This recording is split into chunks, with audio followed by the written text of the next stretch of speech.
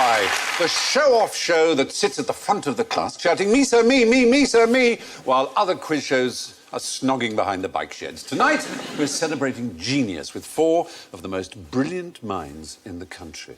The Einstein of entertainment, David Mitchell. The Da Vinci of drollery, Dara Briain. The Galileo of gags, Graham Norton. And the Morecambe of wise, Alan Davis.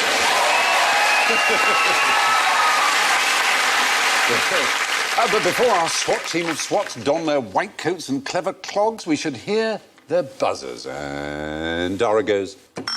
University College Dublin, O'Brien. David goes... Peterhouse Cambridge, Mitchell. Graham goes... University College Cork, Norton. And Alan goes... Can I have a pee, please, Bob?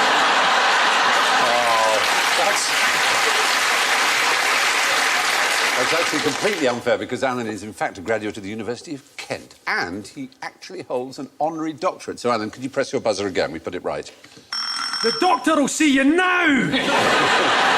Now, we have a very difficult first question, so I'm going to give you a bit of help. What I'd like you to do, you should have a bit of tissue somewhere near you. Can't see anything. No. Have you got tissues anywhere? Yeah. I want you to stick a piece of tissue up your left nostril. Right. Like as if you had a nosebleed or something. This is weird, OK? Left nostril. Very good. You've all passed that test, well, 2 of you have. I'm still working. I'm going for real penetration. Yes. I can feel that there. Whoa! It came out your ear. That would be a worry. All right. Now say something intelligent.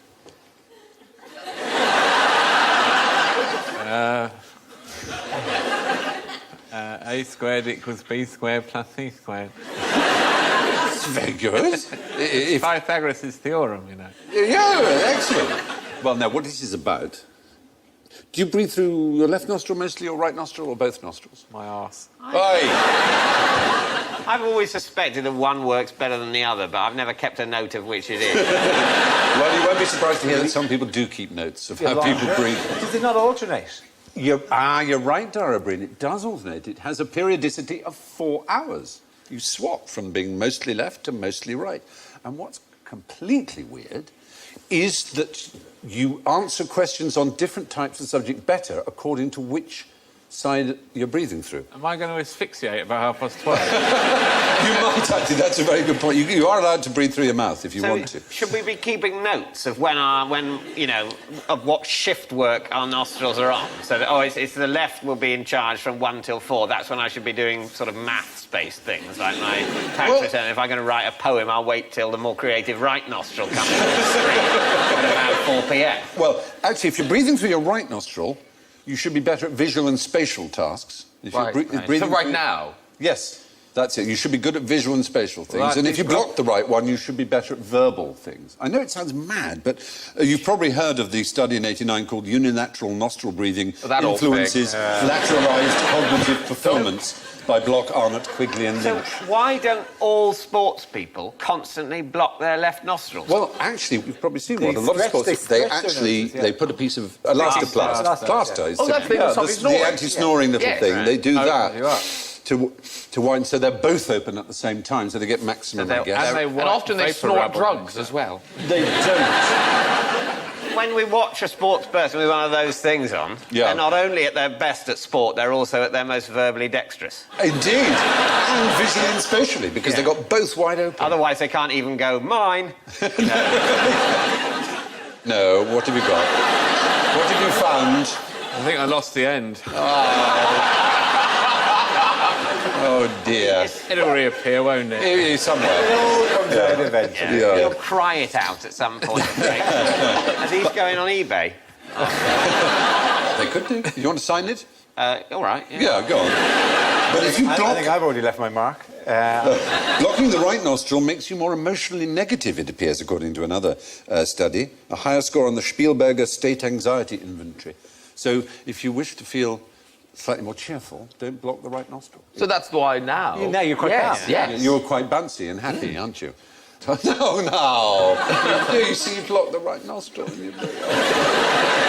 That's terribly sad. I'm horrified. But if you keep them in, I'm going to ask you a question that will test your visual spatial. Which in one am the I in? left. Left. Keep them in left, OK. Yeah, because it seems that the quickest way to improve your verbal reasoning is to shove a tissue up your left nostril. So let's see how these tissues work. Consider, right, an n-dimensional hypercube and connect each pair of vertices to obtain a complete graph of 2 to the power n vertices. Each of them? Yeah. Then colour each of the edges of this graph using only the colours red and black. That's my question, what is the smallest number, the smallest value of n, for which every possible such colouring must necessarily contain a single-coloured, complete subgraph with 4 vertices which lie in a plane? 6. That is exactly what people used to think. That's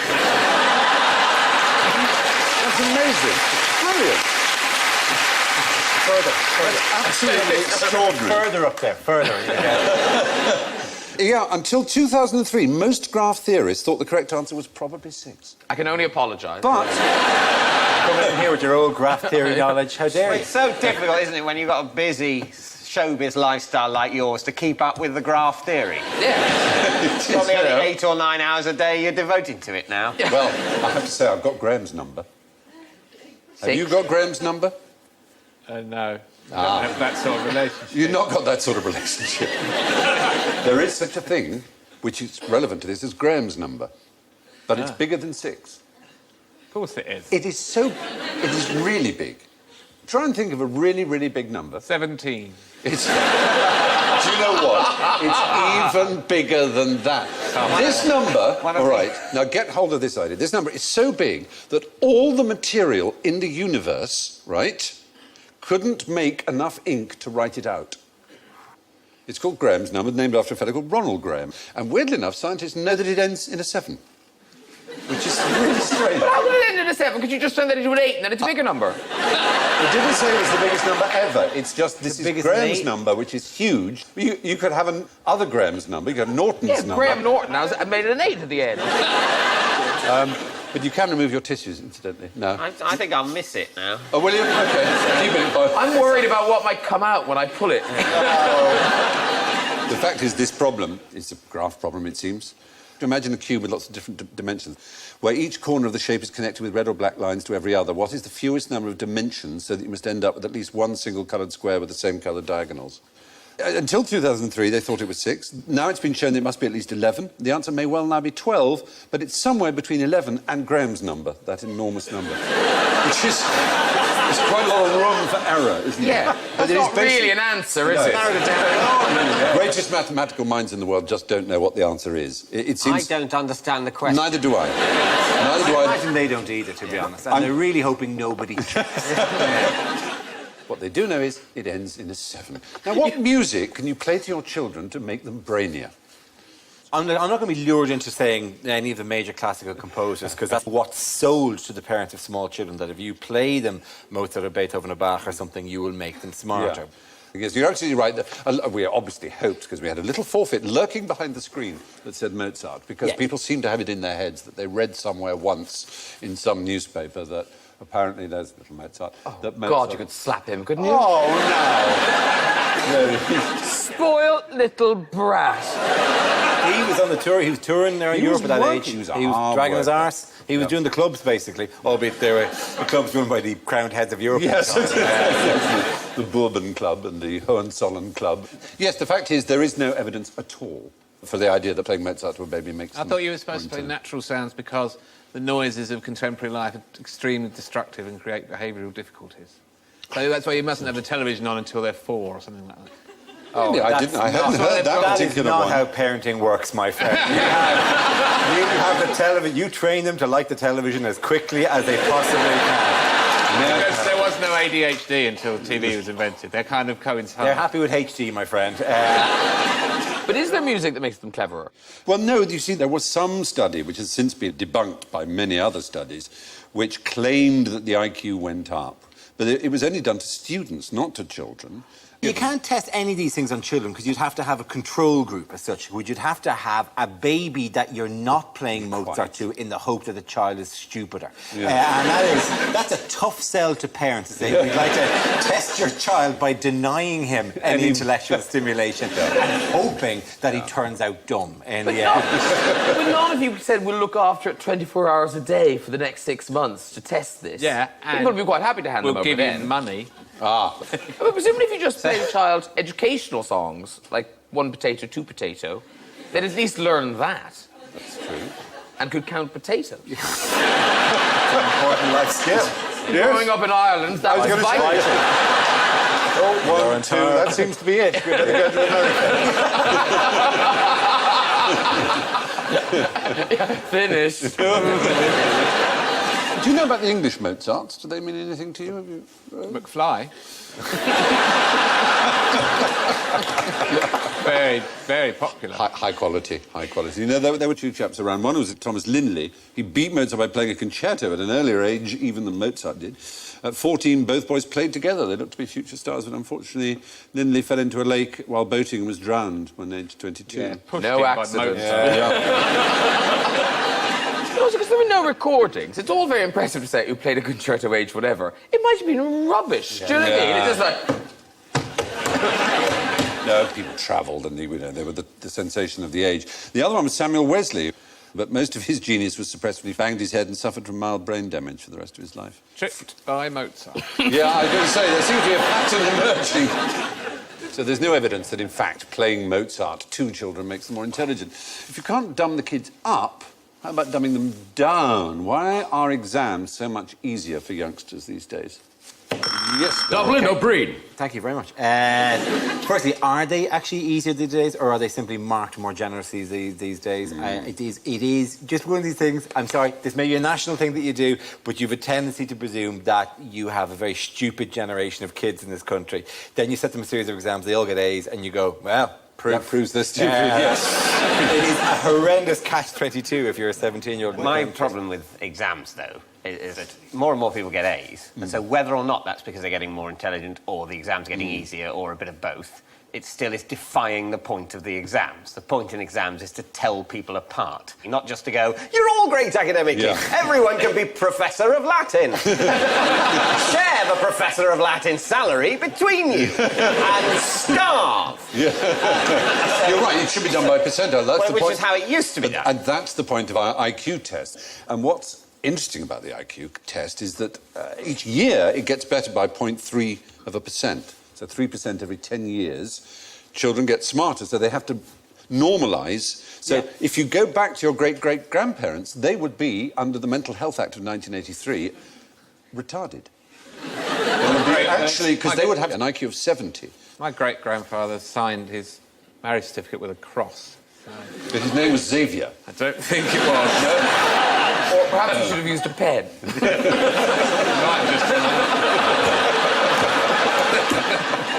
But I think Mensa is at the root of all of this, surely.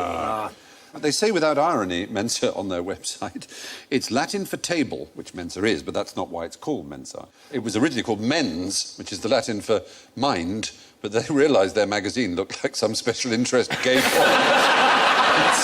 so they added an A. Already, I'm not being filled with confidence that this is being run by geniuses. It represents the round table equality of Mensa. Everyone's equal. There's no elitism at Mensa. I'd like to set up a society for people who have an IQ of under 70 and then go and try and sell them pyramid schemes. The only thing that you might say is quite sober and interesting about this thing, it's called the Flynn effect, the fact that people are getting better and better at it, is under American law, if you have an IQ of 70 or less, you cannot be executed for a capital crime. You're considered retarded, and therefore Flynn has often had to go. You know, people might have an IQ of 72, which means they're going to die, and he will say, but this was taken when he was a child. Surely. And actually, revising upwards the 100 norm, he's actually 68 or something. So he is technically retarded, and he can save lives by doing that. Quite It's a easy very to weird. throw an IQ test, I'd have thought. Yeah, but they're taken as children. That's the point. They're not smart enough to throw an IQ test. They're smart enough to realise. But they're And also, usually that is taken really as children, planning a that's the murder. If you're point. 7, going, I'll put a circle in here. That means 15 years you're dead. It's kind of the reverse of the sort of eugenicist argument that the Americans are using, where they're letting the stupid live, though. But anyway, young people find IQ tests easier than their parents because apparently they're exposed to more problem solving in their life. Maybe geniuses are born, not made, and if so, how would you create a genius? Is there a way of ensuring a genius? Breeding 2 geniuses together. Well, Then giving them a high-fibre diet. Exposed to lots of vitamin D from the sun. you mentioned eugenicists earlier. Tell me what eugenics is, then. Yeah, tell us about your theory of eugenics, James. I'm not sure. Is sort of generally trying to breed people to be brighter and stronger and better at things, and stopping people from breeding if you think they might have stupid or feeble People kids. farming. Nazism. Yeah, No, people. basically, Yes, as people husbandry, isn't it? Yeah. Like, yeah. And as Alan said, Nazism, of course, is the thing that... There were people of quite respectable antecedents and liberal points of view before Nazism who believed that eugenics may be a good idea. Lots of them. Bernard Shaw and many others. But sometimes I did a game show in America a while ago, and there was a contestant on it, this woman, and her sort of interesting fact, her fun fact about herself was that her father had been a serial killer, right?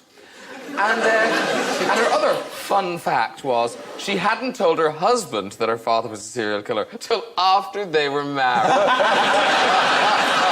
So, it's a light-hearted thing, but I'm trying to say to her now, do you think maybe your husband would have been concerned about having children, given that there's, a serial killer in you somewhere? And she went, no, he's been through similar things. His father committed suicide. And you just thought, you've a serial killer and a suicidal man, and you thought that was a good gene pool to be splashing around in. He'll give birth to a child who kills himself lots of times. It's a serial suicide. It's terrifying. When you say after she'd married him, how long?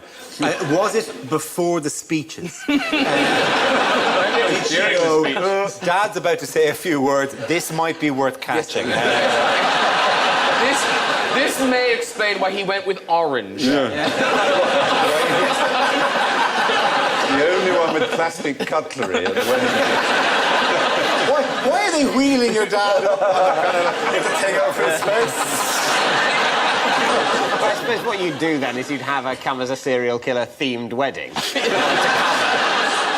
Well, can we just go back to the past? And on this subject of creating geniuses, who was one of the great geniuses? Or Da Vinci. Da Vinci is exactly the one I was after. He was known to be a genius in his own time. I mean, they knew how astoundingly great he was. His brother Bartolomeo actually... was an idiot. No, that's awful. This Bartolomeo married, and he decided he wanted their child to be like his brother Leonardo. And oddly enough, it sort of worked. There's Leonardo dying, and it shows he was, he was kind of worshipped almost. They realised how great he was. What's Rodney Bewes doing in the background? It's defo Rodney Bewes. He does look quite Rodney Bewes. Rodney Bewes is the Highlander, is he? What a weird, unsettling thing to discover that would be, in the context of the credit crunch and everything, suddenly to discover that Rodney Bewes was immortal. I mean, you have to imagine on the news sort of going, and today it emerged that actor Rodney Bewes has been alive for as long as time. So what is, given the things we've been talking about, where I'm pretending to know what you're talking about, I actually really don't know who Rodney Bewes is.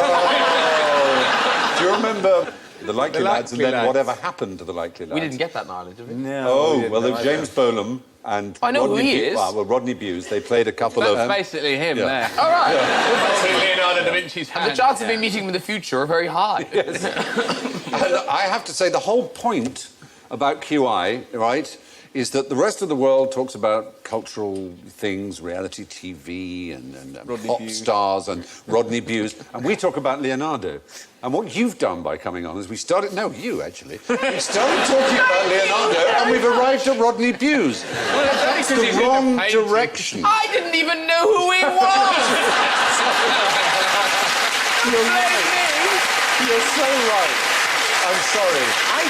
I was very unfair on you, Graham. I was wafting the rarefied air of Leonardo. You're right. I think that... The stink bomb of Rodney Bewes was exploded over there. Boy at the back, you're To right. me, Rodney Bewes looks older there than Rodney Bewes in our present time. So I think Rodney Bewes must, in the future, travel back in time to check Leonardo da Vinci's pulse. They're absolutely sure he's dead.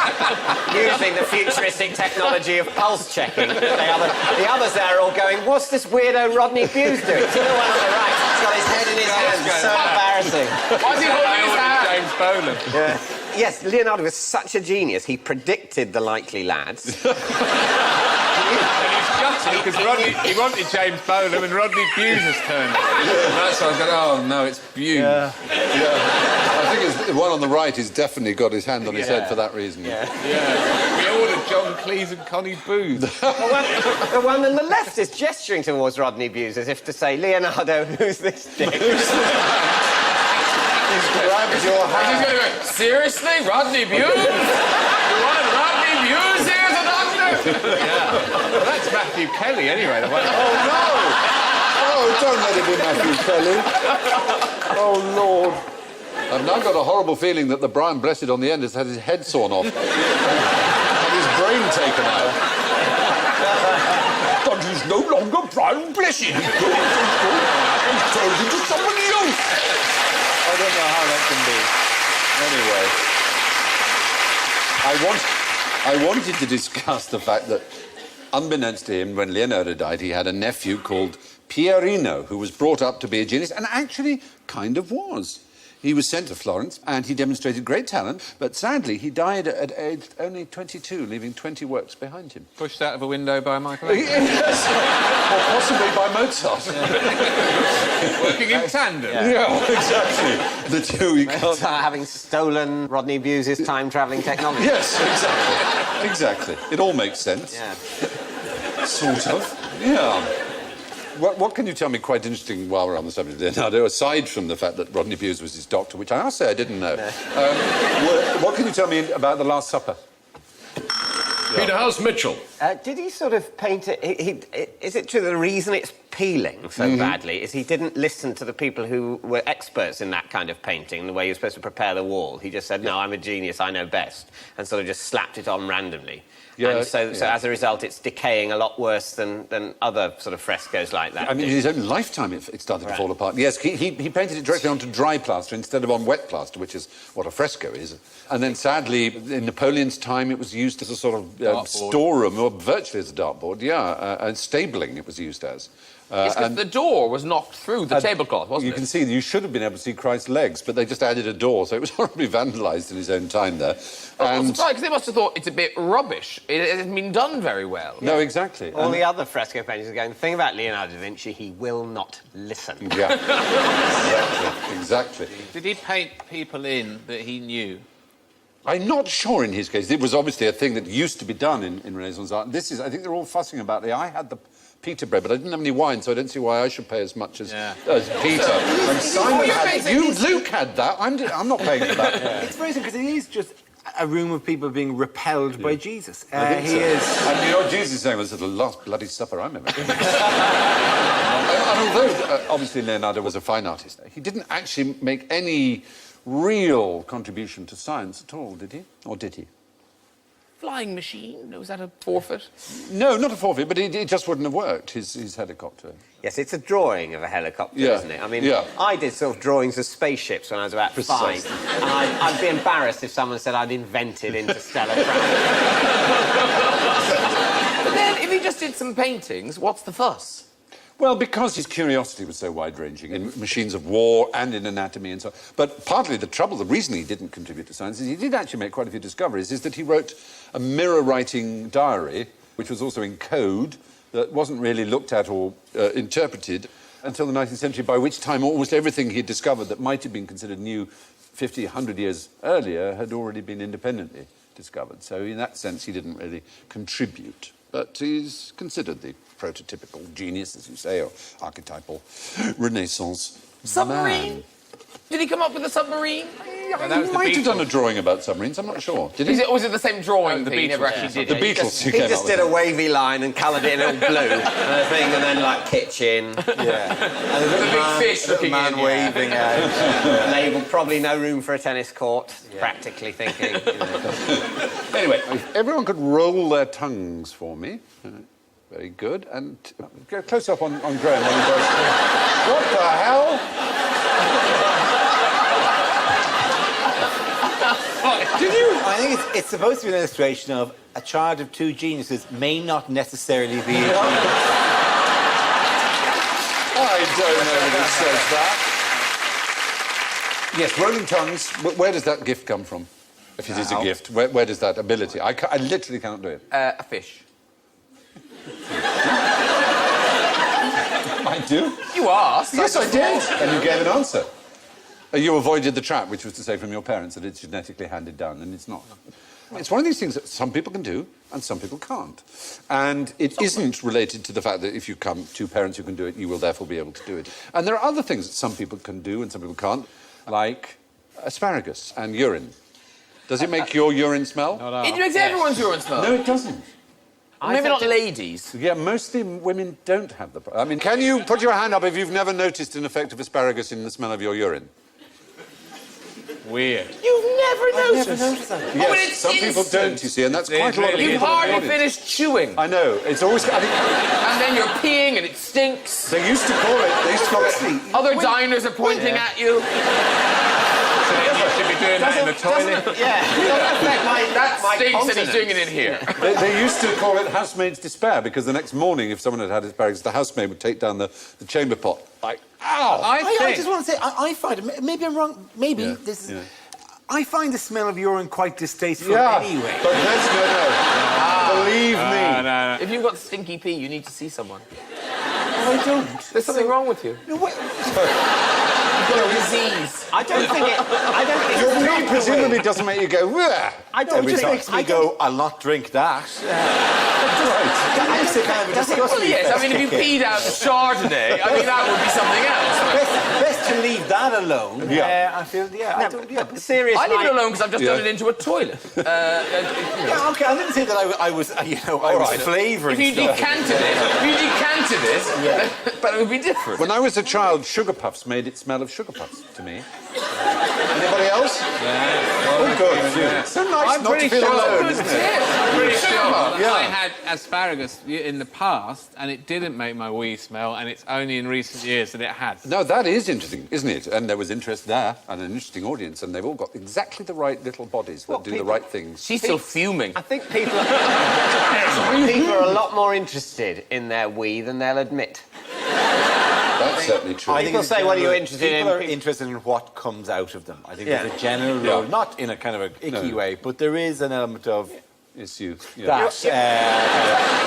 I just wanted to make the point where you ask someone about their interests, they'll say, walking, cinema, books. They won't say, well, primarily, You're right. the smell of my own farts, I'm always fascinated by. But, they don't come all the time, so I while away the rest of the time with cinema, books and long walks. If I could just fart all day and smell it, I would be a fascinated man. You're so right. And I think most psychologists would agree with you and say it is true, but it's an unspoken ask truth. to anyone on Earth, when they've just farted and smelt it, who is bored. You know what that means? It means when you see someone reading, and they're reading a book, and if they go like that... they're not thinking about the book, they just let one go.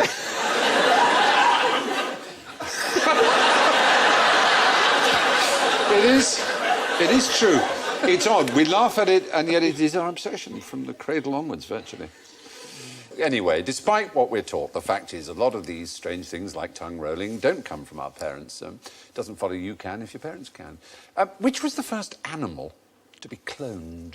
Oh, well, I can't be, so it's... It's not Dolly the sheep, then. No, you're right. It isn't Dolly. You've all been so good at avoiding my little honey traps. No. But I thought it was Dolly the sheep. But it's not. Not the first animal, no. We have to go back to the 1880s for the first cloning. Really? Yeah. It was a sea creature, actually. An octopus or something? No, it was a sea urchin. There's one. This was a German called Briain who did it in 1885. But in 1902, another German, Hans Spemann, cloned a salamander. And he used a rudimentary noose, right, to separate the cells of the embryo. And the noose was made of the hair of a human baby. And he used it as like a little lasso to separate. Isn't that marvellous? That is fiddly work. It is very fiddly work, I've got to say, There must have been lots of times where he used to go, okay, calm down. Could I please have another baby's hair? Back to the baby. All the people One guinea, madam. trying to keep him calm. Would you like another? No, I don't want another coffee. I don't want Go. Do you want me to have a go? No, I don't. Oh, you're so right. But Dolly was in 1996. Dolly the sheep is the one that you cleverly avoided. But why Dolly? Why called Dolly? Do you know? It was named after Dolly Parton because the cell came from the mammary glands. Correctly Correctington. Well done, sir. Excellent. Only points. It would be quite easy to palm off any sheep as being a clone of another sheep. Do you think there was a point where they go, we can just get another sheep and say, yeah, there it is, it's genetically identical, that one. There, those two sheep look similar. Well, that's because they're genetically identical. Well, oddly enough, things can be genetically identical and rather surprising because the first cat to be cloned was called Rainbow and her clone was known as CC. And there. You say, now, how can that... Well, they didn't put the effort into it. No, you're going to say, you see. When they trolled the pet shops for that little faker, they could have released... They could have at least sent the guy who they sent to get the other kitten with a photo of the original. Not just get any cat. Yes. The little kitten is called CC. Points if you can guess what that stands for. Cat clone? Whittier. What sort of Whittier? Say? Points to the audience. Copycat, you see. Very good, yeah. The operation was known as Operation Copycat, obviously. It's part of a larger project to clone a dog, which was... Oh, that's a bit... Well, it was called Missy, the Missiplicity, named after a dog named Missy. And the world's first cloned dog from Korea is called Snappy. And they ate it. Of course.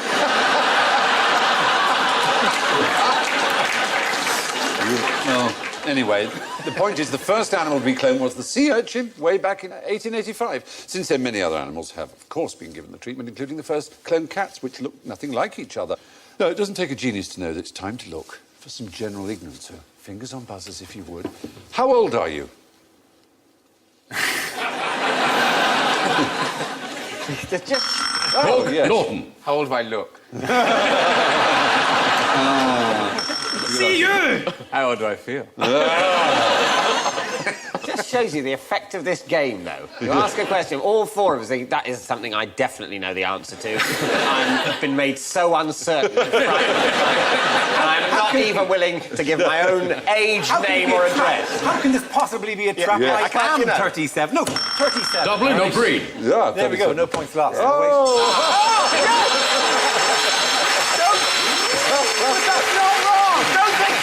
You are!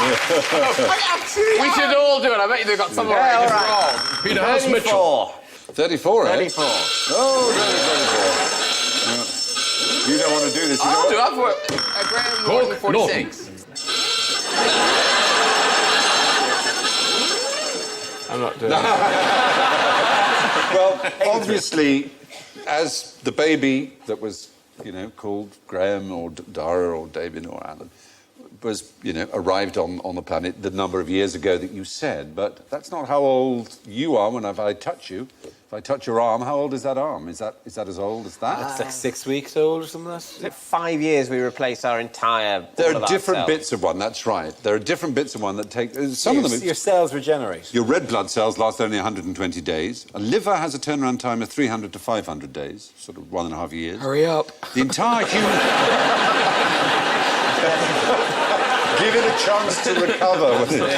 The entire human skeleton is replaced every 10 years or so. So all your bones. Really? Replaced, yeah. That's good, isn't it? Yeah, it is. Unfortunately, they're replaced in an aged way, rather annoyingly, rather than a brand new So they're way. replaced with second-hand ones. Well, not exactly used, no, but...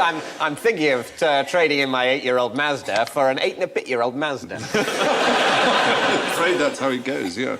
It's all rather unfortunate. So an adult's body may turn out as usually somewhere between 7 and 10 years old in terms of its cells, though some of the cells are much, much younger. And 98% of the 7 billion atoms in the human body are replaced yearly. Do you know, I think some of my socks are older than I am. It's a marvellous thought. Yeah, I feel I should defer to them. Yes, exactly. You've been around longer than me. But most of the cells in your body are not your own. They're not human. This is bacteria. Yes, they're bacteria, yeah. In fact, more than 500 different species of them. They make up more than 10 times the number of human cells. Isn't that interesting? On average, all the cells in your body are only 10 years old or so. Now, how did the Church of England originally react to Darwin's theory of evolution? Well, they weren't happy about it. They weren't happy about it. Dublin or Briain? They didn't get it, I don't think. Nobody really got it for a while. He delivered it to a meeting of the Royal Society, I think it was, and people just kind of went, oh, OK. That's true of his original paper, but when he published On the Origin of Species, it was a massive bestseller. In fact, it sold out even before it was printed. And he was a gigantic figure of his time. He was one of only 5 people, not royal, to be given a burial at Westminster Abbey. And they absolutely understood his greatness. And the surprising thing is the Church were not that worried at all. I specifically said Church of England. But for many years, most churchmen had encouraged people to believe that a lot of the Bible is metaphorical and it's not literally true. But if there's anything shocking about it to them, it was that it shows nature doesn't care. Yeah. The idea of a lineal evolution they thought was fine. That might have been part of God's plan. But if your true understanding of evolution also shows that nature is completely horrific. That was a major part the Victorians hated because they thought they loved their countryside and they loved bird song. Mrs. Alexander's, you know, all things bright and beautiful. Yes, and instead they're locked in a vicious struggle for survival exactly. where all animals are hungry and afraid and they die before they get old, and it's a miserable, hard life. Unless they live in zoos when they're quite stress-free. It is. It's a life they wouldn't expect in the wild. Yeah. Maybe they should, if you take them out of zoo for a little bit and let them back in the circus. Just a little bit. I miss a dog pushing a pram. Cirque du Soleil is all very well. An elephant counting. You're pitching yourself in a tailcoat and tights and a top hat, welcoming everybody to Circus X Factor. Call me a Nancy. Don't be so. No. Would you have to do the elephant's backstory, the elephant's emotional, this is the elephant's last chance at a career in show business. And the elephant bursts into tears. And then he's doing this for his dead grandfather, and then a shot of the elephant staring at a big pile of ivory.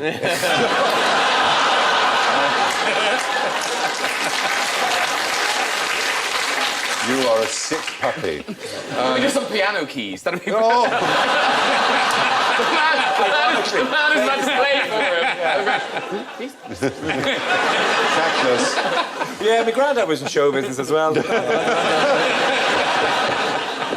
So, On the Origin of the Species was widely respected by mainstream churchmen at the time of its publication. Now, from one controversy to another, what kind of pet did Charles Cruft have?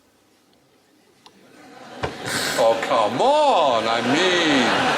A cat. Yes! You see? Very good. He did indeed. He was the scion of a thriving jewellery business in the 19th century, and he was a fine salesman, and he went into business with a man called Spratt, who made dog cakes in London. Right. Yeah, well, I can't biscuit, really. Oh, well, dog biscuit is fine, but a dog cake is mad. I thought you made a cake made out of dog. Oh, sorry. That would be odd. Definitely, dog biscuit sounds like it's 4 dogs, and dog cake sounds like it's got a lovely layer of dog in it. Oh, OK. I went fish cake, dog cake. You know, I see. No, that does make sense now. Yeah, sorry. Yeah. But he sort of founded the business of the large dog show, Charles Cruft. And then it got bigger, and they were hugely successful until he died in 1938, and sort of the Kennel Club took over. But all kinds of problems that seemed to come from inbreeding, and the sponsors withdrew. The dog food sponsor, Pedigree, withdrew. The BBC withdrew. RSPCA and a dog charity all withdrew. So this year, Crufts was broadcast live on the internet for the first time. Cat shows are much more interesting though, because cats are shown, obviously, in a similar kind of way, but in that kind of cat-independent way, where they don't seem to be really aware of it or care very much. But what they do is you lift up the cat and then you essentially... Fluff it. You make it do Superman. And so will cats in the shows. Just how that cat look of... No. Yeah, two legs straight out, two legs front at the back, like whatever. You do it to your own cat at home, it's very good, because they just look disinterested. The other side of the Crufts not being on the television is that it's a real relief that Crufts isn't on the television, isn't it? Yes. I mean, I think if I was to define a terrible idea for a programme, it would be pretty much Crufts. Or then playing golf. Yes. Do you like golf? No, I don't understand why golf's on I television. love watching golf. You love watching I'm golf? absolutely passionate about You it. like... What are you watching? The golf. No, but... He hits it, and then the camera just goes sky, sky, sky, sky, sky. It's over there somewhere. That's not on television, is it?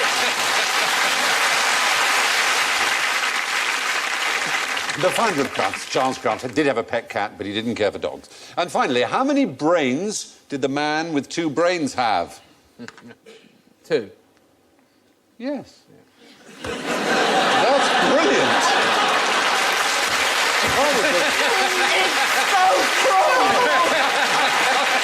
Yeah, he's wise enough to have spotted double bluff. It's just the technique of the bully. You go, you hit us. And then you go, oh, what do you think I was going to hit you? I'm going to hit you. Oh, no, I'm not going to hit you. Oh, I'm just as my hand to stroke you. And we're here.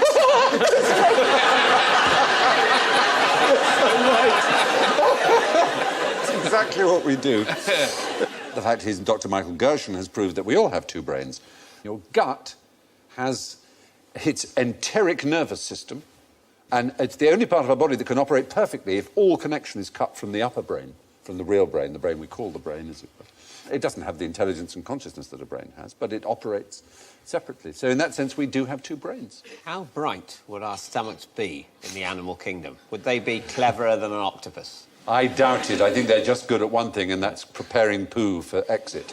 Because they basically, it's not even the stomach, it's below, it is the gut. It's the greater and lesser intestine and the colon, essentially, are the bits with the brain.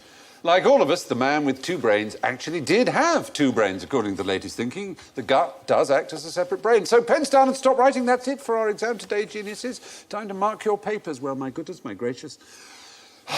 A newcomer with minus 19, Graham Norton.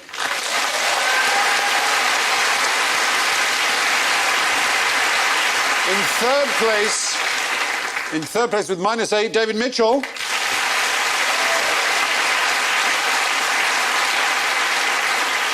In second place with a very respectable minus 7, Dara Briain.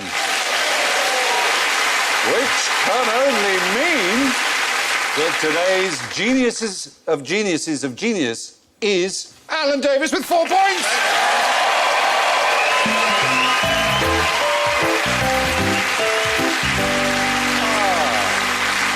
That's all from QI. My thanks go to Graham, Dara, David and Alan, and I leave you with that genius Leonardo da Vinci's favourite joke. It was asked of a painter why, since he made such beautiful figures, which were but dead things, why his children were so ugly. To which the painter replied that he made his pictures by day, but his children by night.